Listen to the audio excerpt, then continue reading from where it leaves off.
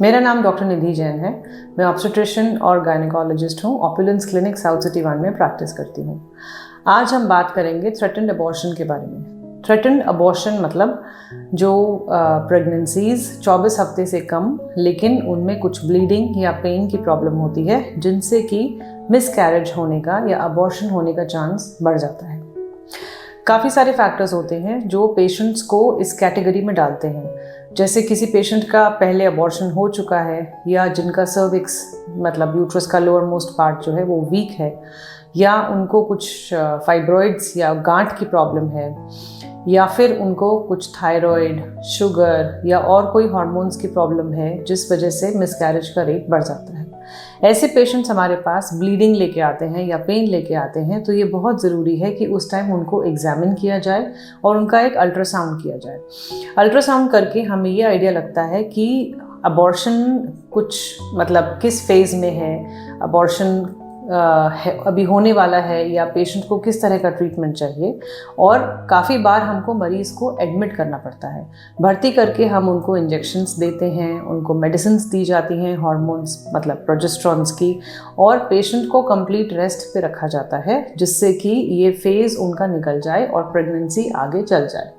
कुछ केसेस में हम प्रेगनेंसी को नहीं बचा पाते, जहाँ हमारे पूरे एफर्ट्स के बावजूद भी पेशेंट अबॉर्ट कर जाते हैं। तो ऐसे कंडीशन में हमें इस पर्टिकुलर केस के बाद, जब पेशेंट नॉन प्रेग्नेंट फेज़ में होती है, उनकी कुछ जांच करनी होती है, कुछ इन्वेस्टिगेशंस करनी होती हैं, जिनसे हमें ये आइडिया लगता है कि ऐसा क्यों हुआ।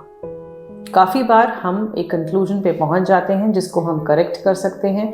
कुछ केसेस में जेनेटिक फैक्टर्स होते हैं जो कि नॉन करेक्टेबल होते हैं, तो उन केसेस में हमें पेशेंट को फीटल मेडिसिन स्पेशलिस्ट के पास काउंसलिंग के लिए भेजना पड़ता है।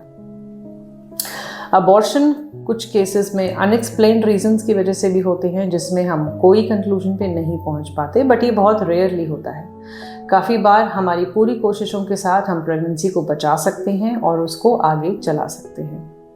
अब किस केस में क्या करना है और कितनी दवाई चाहिए, पेशेंट को एडमिशन चाहिए कि नहीं, वो एग्जामिन करके पेशेंट्स के टेस्ट करके ही पता चलता है।